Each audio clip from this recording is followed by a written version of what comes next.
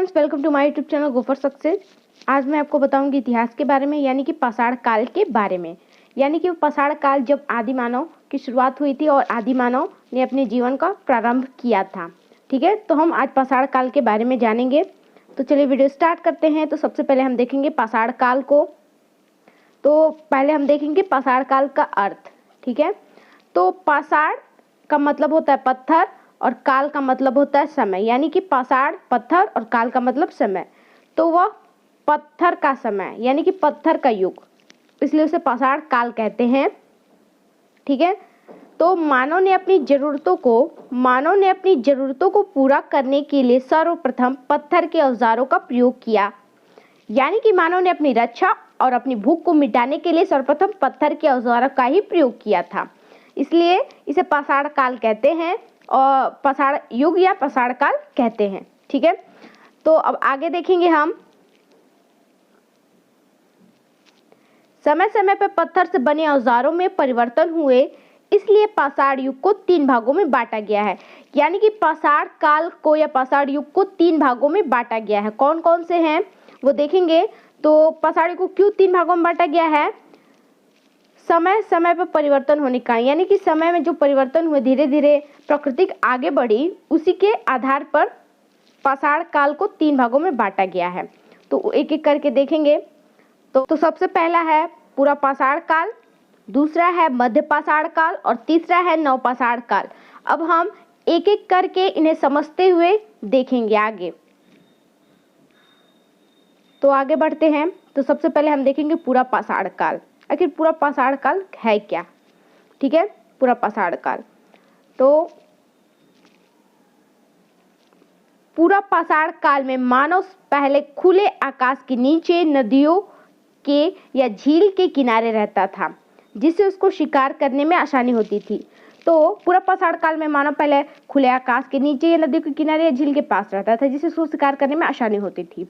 वो पत्थर के औजारों से पशुओं का शिकार करता था, यानी कि वो खुले आसमानों के नीचे रह के शिकार कार्य आदि करता था। अब हम आगे देखेंगे, वीडियो के आगे में देखेंगे हम। तो सबसे पहला हम देखेंगे पूरा पाषाण काल में एक एक करके इसका जो पॉइंट है। तो सबसे पहले है शिकार। तो पूरा पाषाण काल में जो था शिकार करना था। तो आदि मानव या मानव अपने आप को जीवित रखने के लिए क्या करता था? शिकार करता था। तो वो क्या करता था? वो पत्थर के औजारों से पशुओं को शिकार करता था। यानी कि पत्थर के और उस वक्त के औजार जो थे ऐसे हुआ करते थे, बेडौल हुआ करते थे, जिनकी कोई अच्छी आकृति नहीं होती थी, वो बिल्कुल ऐसे होते थे पत्थर के औजार। ठीक है, तो करते थे। शिकार से प्राप्त मांस ही उनका मुख्य भोजन था, यानी कि वो शिकार के द्वारा ही मांस प्राप्त करते थे और उनका मुख्य भोजन था वो कच्चा ही खाते थे। ठीक है, यह शिकार के द्वारा होता था। और अब हम बात करेंगे कि आखिर वो शिकार कैसे करते थे। इसमें बात हुई शिकार करते थे, हमें पता चल गया वो शिकार करते थे, लेकिन कैसे करते थे शिकार, तो वो देखेंगे। तो उसमें एक और है औजार। दोनों एक ही साथ हम देखेंगे कि वो शिकार कैसे करते थे और उनके औजार क्या थे। ठीक है, शिकार कैसे करते थे और उनके औजार कैसे थे। सबसे पहले हम औजार देख लेते हैं। तो आदि मानव के पास ना ही जंगली जानवर जैसे पैने, नाखून, ना ही नुकीले दांत और ना ही जबड़े और ना ही सींग होते थे। यानी कि वो लड़ेंगे कैसे, अपने आप को सुरक्षित कैसे रखेंगे। उनकी बड़ी समस्या अपने आप को ज़्यादा ताकतवर जंगली जानवरों से रक्षा करने की थी और अपने जीवन को बचाने की थी। ठीक है, तो उसके लिए उन्होंने पत्थर के औजारों का निर्माण वो प्रयोग किया। यानी कि पत्थर उस वक्त बहुत अधिक मिलते थे, तो उन्हीं के द्वारा उन्होंने औजारों का निर्माण वो प्रयोग करना शुरू किया। क्यों? ठीक है, तो यह मानव की आखेटक अवस्था थी, यानी कि वो आखेट करने लगा। और इस युग के पत्थर की बात करेंगे हम, तो शिकार करने के लिए वो क्या करते थे? औजार उन्होंने बनाया था। तो उस पत्थर के औजार थे, क्योंकि उस वक्त पत्थर बहुत अधिक मिलते थे और कुछ था नहीं। तो वो बेडोल और भौरी आकृति वाले थे। यानी कि पूरा पाषाण काल के जो औजार थे वो बहुत बेकार, यानी कि भौरी आकृति वाले थे। बिल्कुल ऐसे थे, कुछ ऐसे थे, कुछ ऐसे थे। यानी कि सिर्फ ऊपर से एक भाग मोटा और ऊपर का थोड़ा सा नुकीला, अपने आप की रक्षा करने के लिए। देखने में बिल्कुल भी औजार नहीं लगते थे। इस प्रकार के पूरा पाषाण काल में उनके औजार थे। ठीक है, और अब हम आगे देखेंगे, इसके आगे देखेंगे हमारे शिकार था, इसके अंदर शिकार और औजार हो गया। अब हम देखेंगे कि पूरा पाषाण काल में उनके भोजन क्या थे, भोजन किस प्रकार करते थे। तो आपको पता है कि उनका मुख्य कार्य क्या था, शिकार करना था, वो शिकार करते थे, तो वो मांस का ही भोजन करते थे, यानी जो पशुओं से मांस प्राप्त होता था उनका भोजन करते थे। इसके साथ साथ वो कंद मूल तथा फल भी उनके भोजन में सम्मिलित थे। ठीक है, कंदमूल फूल भी वो खाने लगे, कुछ कुछ उन्हें ज्ञान हो गया था कच्चे मांस के अतिरिक्त। ठीक है, अब हम इसके बाद देखेंगे निवास स्थान में परिवर्तन।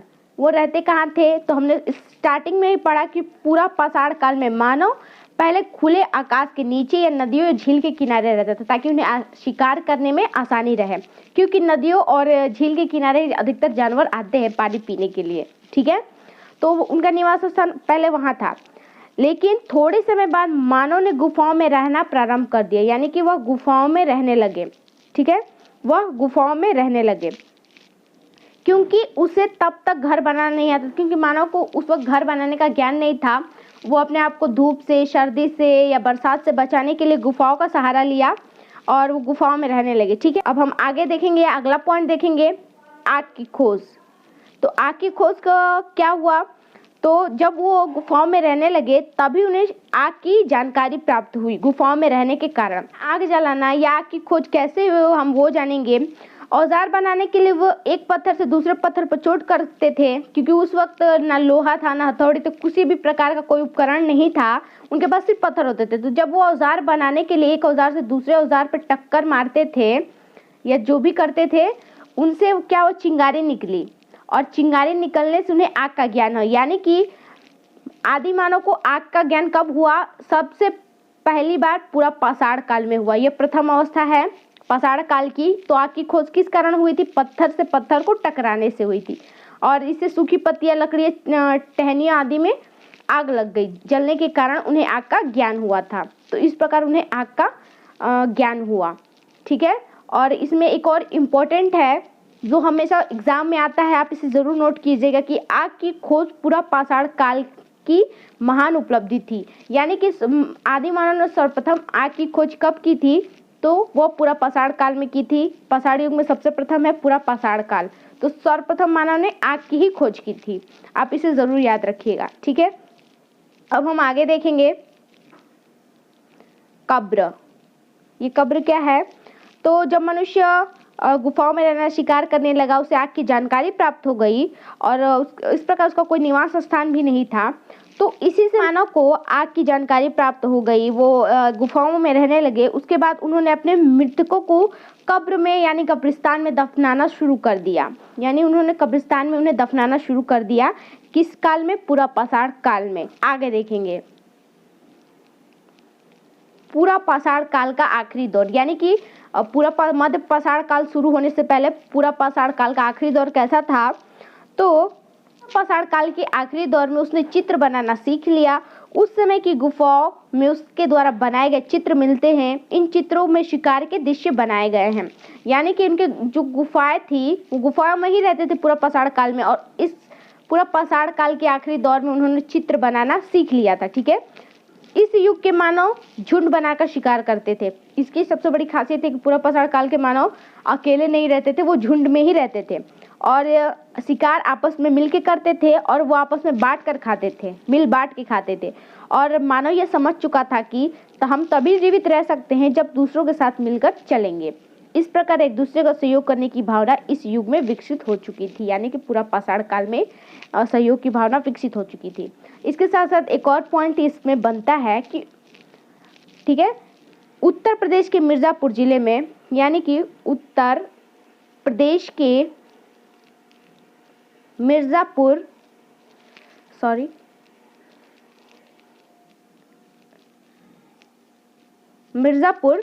जिले में, उत्तर प्रदेश के मिर्जापुर जिले में मिली कुछ गुफाओं से पता चलता है कि मानव समूह में रहते हैं। यानी कि इनके गुफाओं में जो चित्र बनाए थे उनके द्वारा हमें जानकारी मिलती है पूरा पाषाण काल के मानव के बारे में। ठीक है, तो अब हाँ, ये पूरा पाषाण काल हो गया। अब हम इसके आगे देखेंगे मध्य पाषाण काल। ठीक है, पूरा पाषाण काल खत्म होने के बाद मध्य पाषाण काल शुरू होता है। तो मध्य पाषाण काल में क्या था हम वो देखेंगे। ठीक है, तो मध्य पाषाण काल सबसे पहले औजारों से शुरू होती है। हम औजारों से समझेंगे इसे। तो औजार देखेंगे तो मध्य पाषाण काल के औजार या उपकरण पूरा पाषाण काल की अपेक्षा आकार में छोटे हो गए। यानी कि हमारा पूरा पाषाण काल का औजार कैसा था, एकदम ऐसा था, ऐसा, या फिर सिर्फ ऊपर से नुकीले हुआ करते थे और नीचे से बेडौल हुआ करते थे। उनकी कोई आकृति नहीं थी, बस नुकीला हुआ करता था अपने आप की रक्षा करने या जानवरों को मारने के लिए या शिकार करने के लिए। ठीक है, ऐसा होता था पूरा पाषाण काल। लेकिन मध्य पाषाण काल में उपकरण छोटे हो गए। ठीक है, छोटे हो गए, वो इस प्रकार के हो गए। उन्होंने ऐसा पतला पतला कर दिया ऐसे काट के, और इस प्रकार के भी औजार उन्होंने बनाने शुरू कर दिए। छोटे हो गए, नुकीले अधिक हो गए और छोटे हो गए, ना कि बेडौल बेढंगे थे। ठीक है, इनके औजार इस प्रकार थे मध्यकाल के। इसके आगे है प्राकृतिक परिवर्तन। इसमें प्राकृतिक परिवर्तन कैसे हुए, तो इस समय प्रकृति में अनेक परिवर्तन हुए जिसका प्रभाव मानव जीवन पर पड़ा। कैसे पड़ा वो भी देखेंगे। ठीक है, नई परिस्थितियों से तालमेल बिठाने के लिए उसने छोटे उपकरण बनाना प्रारंभ किया। यानी कि पहले बड़े उपकरण थे, उसके बाद उन्होंने छोटे उपकरण बनाए प्राकृतिक के हिसाब से। ठीक है, जलवायु पहले की अपेक्षा गर्म हुई, फलस्वरूप जहां जहां बर्फ थी वहां की बर्फ पिघल गई और पृथ्वी की उर्वरा शक्ति का विकास हुआ और घास एवं वनस्पतियों का मैदान विकसित हो गए। यानी कि हमारी प्रकृति जो थी थोड़ी चेंज हुई, जिससे हमें घास ओस या वनस्पतियां उगने लगी और मैदानी क्षेत्र अधिक विकसित हो गए। ठीक है, और घास आदि हुए तो इससे क्या हुआ, घास खाने वाले या हरे घास खाने वाले जानवर पैदा हुए, जैसे हिरण, खरगोश, भेड़, बकरी आदि पैदा हुए। ठीक है, मानव अपनी इन उगती घासों को एकत्रित करने लगा और खाने लगा। अब तो हमें पता चला कि मध्य पाषाण काल में प्रकृति में परिवर्तन हुए, जिससे मानव के शरीर और आकार में भी कुछ परिवर्तन हुए थे मध्य पाषाण काल में। ठीक है, अब हम प्राकृतिक परिवर्तन से कुछ आगे देखेंगे, आगे बढ़ेंगे। तो खेती का ज्ञान हुआ, प्राकृतिक परिवर्तन हुए तो मनुष्य को खेती का ज्ञान हुआ, क्योंकि वहाँ के हमारे यहाँ घास व वनस्पतियाँ उगने लगी थी। ठीक है, तो मानव अपने आप उगी घासों को एकत्रित करने लगा, उन्हें रखने लगा और उन्हें खाता भी था। ठीक है, इसके अतिरिक्त इन घासों में कई अनाज आज के अनाजों के पूर्वज थे, यानी कि चावल, गेहूं आदि के घास भी उगते थे। इनका प्रयोग मानव ने अपने भोजन में किया। और इसे खेती का ज्ञान कैसे हुआ, तो पुरातत्ववेत्ताओं का मत है कि अपने आप उगे अनाजों को मानव ने एकत्रित करना शुरू किया और अनाज के कुछ दाने गीली मिट्टी में अथवा इधर उधर गिरे होंगे, इन स्थानों पर फिर से वही अनाज उगे। तब जाकर मानव ने देखा तो उन्हें ज्ञात हुआ कि इन अनाजों के दानों से बार बार अनाज उगाया जा सकता है। अपने इस ज्ञान को उन्होंने परीक्षण किया और तब जाकर उन्हें खेती का ज्ञान हुआ। ठीक है, तो इस प्रकार मनुष्य को मध्य पाषाण काल में खेती का ज्ञान हुआ। पहले पूरा पाषाण काल में उन्हें आग का ज्ञान हुआ, उनकी महत्वपूर्ण उपलब्धि थी, और मध्य पाषाण काल में उन्हें खेती का ज्ञान हुआ। यह मनुष्य की दूसरी सबसे बड़ी उपलब्धि थी। ठीक है, अब हम आगे बढ़ेंगे। प्रथम पालतू पशु। मध्य पाषाण काल में कुत्ता मानव का प्रथम पालतू पशु बना। मध्य पाषाण काल में तो मनुष्य का सबसे प्रथम पालतू पशु कौन है, तो कौन था, कुत्ता था। और यह क्वेश्चन जरूर पूछा जाता है कि मनुष्य का सर्वप्रथम पालतू पशु कौन है, तो कुत्ता है। आप इसे याद रखिएगा। और कब बनाया गया था, पालतू पशु पालने का कार्य कब किया गया था, तो यह मध्य पाषाण काल में हुआ था। ठीक है, आगे बढ़ेंगे। अब आता है नवपाषाण काल। ठीक है, तो नवपाषाण काल स्टार्ट करते हैं। पुरातत्वविदों का मानना है कि मानव ने जब खेती करना प्रारंभ कर दिया तभी से नवपाषाण काल प्रारंभ होता है। मनुष्य ने खेती करना कब सीखा था, मध्य पाषाण काल में सीखा था। और पुरातत्वविदों का मानना है कि मानव जब खेती करना प्रारंभ कर दिया तभी से नवपाषाण काल प्रारंभ होता है, यानी कि उसने कुछ नया सीखा। ठीक है, तो यह मानव सभ्यता के इतिहास का सबसे बड़ा परिवर्तन था, नवपाषाण काल। ठीक है, तो खेती के कारण जब मानव भोजक संग्राहक से भोजन उत्पादक बना, खेती के कारण। तो अब हम सबसे पहले देखेंगे औजार, यानी कि नवपाषाण काल का सबसे प्रथम क्या है, औजार। औजार क्या है, तो इस समय उनके पत्थर के उपकरण अधिक क्या हो गए, उपयोगी और सुडौल थे। क्योंकि देखिए पूरा पाषाण काल में बेडौल थे और मध्य पाषाण काल में थोड़े से सुंदर बनाए गए, छोटे बनाए गए। ठीक है, बल्कि खूबसूरत तो नहीं थे, लेकिन पहले की तुलना में काफी अधिक अच्छे हो गए। और लेकिन जो नवपाषाण काल था वहाँ पे उपयोगी और सुडौल थे, क्योंकि उन्हें अधिक कुशलता से बनाया गया था।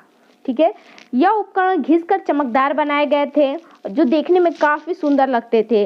वो हथौड़ों की आकृति में भी बनाए गए थे, कुछ इस प्रकार थे, और कुछ इस प्रकार के औजार भी बनाए गए थे। ठीक है, तो हथेदार भी बनाए गए थे, जिसमें कुल्हाड़ी व हंसिया थे। और सबसे महत्वपूर्ण बात कि हथेदार, कुल्हाड़ी व हंसे इस समय के महत्वपूर्ण औजार थे। नवपाषाण काल के औजार कुल्हाड़ी व हंसिया हैं। आप इसे जरूर याद रखिएगा। और ठीक है, अब हम आगे बढ़ते हैं। औजार हो गया हमारा, अब हम आगे बढ़ते हैं खेती के साथ पशुपालन। खेती करना कब सीखा था? मध्यपाषाण काल में। आप याद रखिएगा, खेती करना मध्यपाषाण काल में सीखा था। और खेती के साथ साथ पशुपालन भी प्रारंभ हुआ कब? नवपाषाण काल में। तो पशुओं का प्रयोग मांस व दूध प्राप्त करने में किया जाता था। पशुओं का प्रयोग मांस व दूध प्राप्त करने के लिए किया जाता था। ठीक है, खेती के साथ पशुपालन हो गया। अब हम आगे बढ़ेंगे, अगला पॉइंट देखेंगे तो निवास स्थान। अब हम याद रखना है कि पूरा पाषाण काल में निवास क्या था? खुले आसमानों में रहते थे। उसके बाद थोड़े से अंत में क्या हुआ? गुफाओं में रहने लगे। उसके बाद उनका निवास स्थान कहाँ हो गया? झुंडी में रहते थे, गुफाओं में ही रहते थे। लेकिन नवपाषाण काल में उनका निवास स्थान बदल गया। ठीक है, उनके निवास स्थान में परिवर्तन हुआ। मानव अपने खेतों के आसपास, यानी कि जहाँ उन्होंने खेती करना प्रारंभ किया, वहीं पे निवास स्थान बना के रहने लगा।